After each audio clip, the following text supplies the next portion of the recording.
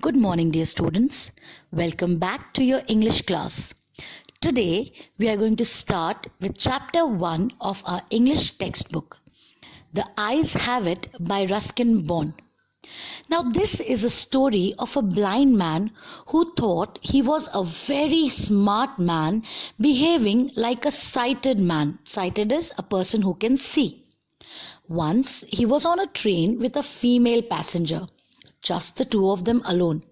The man started a conversation with the girl without giving away that he was blind. The two talked about the beauty of the hillsides that they were passing by. At Saharanpur, the girl got down after a few pleasant words, and the man really felt lonely. When the train was about to leave, a male passenger got in. From this new companion, the narrator learned something about the girl who was now gone. What was so special about the girl?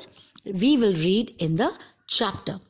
Now, this story is written by Ruskin, a nature's writer. This story especially has a surprise ending for the readers. Children, sometimes what we see, we start believing in. But the truth might be something entirely different. When we read this chapter, we will get to know that what always is in front of us might not be the truth. The story begins with the narrator, who is a blind man. He was in a train bound to Dehradun, north of India.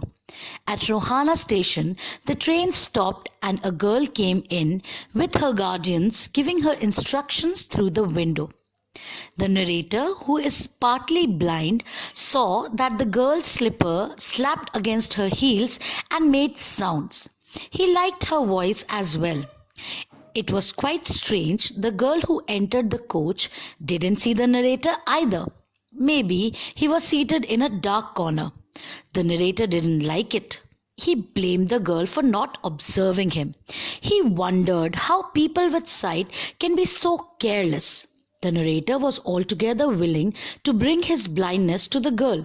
If she didn't notice, he could travel like a perfect gentleman. The narrator then introduces himself, and that startles the girl. But the girl very politely informed him that she was up to Saharanpur. Her aunt would be waiting at the station. The girl then asked the narrator where he was going. He said he was heading to Dehradun and then beyond, to Mussoorie. The girl sounded sad. She wished she too was going to Mussoorie because she loved hilly areas, especially in October. To present himself as a man who could see, the narrator agreed to that. He further described the beauty of the hills, the white dahlias, the warmth of the sun, the cool nights. The narrator was once a sighted man. Gradually he lost his sight. The narrator made the impression that he was a sighted man, and the girl had no doubt about that. The journey continued. But then the narrator did something foolish. He asked the girl how the world outside looked. He blamed him for it, but soon he was cheered. The girl, as he said, "Why don't you look out of the window?" The question cheered him, but he felt a little awkward. Why couldn't she reply politely? But to continue the deceit, he kept on describing things which he could not even see. The train was drawing near to Saharanpur. The girl said she was relieved that the journey was coming to an end, but the narrator was not. He wanted to talk to the girl a little more. He was willing to travel with the girl for any length of time. The train finally came to a halt. The girl collected her things. The narrator wondered if the girl had her hair in a bun or got it plaited. The girl's aunt received her at the station. The girl said goodbye and left the coach.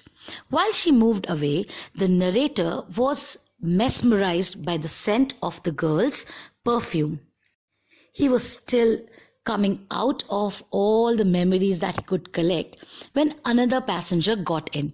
He must have come in the girl's way, or he must have rubbed her aside in the hurry as the new passenger was heard apologizing. The doors were shut again. The narrator felt a heavy heart. He didn't quite agree with the new company. He wanted to continue the journey with the beautiful girl. He had nothing else to do other than pretending to be a sighted gentleman with his new passenger as well. Seeing that the narrator was disappointed about the girl's absence, the new passenger attempted striking a conversation. He said he was not as attractive as the co-passenger before him, but the narrator wanted to know whether the girl's hair was short or long. The new passenger was a little puzzled. He said, "I did not notice her hair that much, but what I noticed were her eyes. As beautiful as they may be, they were completely useless." The narrator was shocked. What did the passenger mean? The passenger then revealed that the girl was completely blind. The narrator was in shock. He was pretending to be a sighted person, but all along he did not notice that the girl was blind herself. See, this is what happens to us. Sometimes we pretend so much that we don't even see what the other person is feeling or what the other person might feel.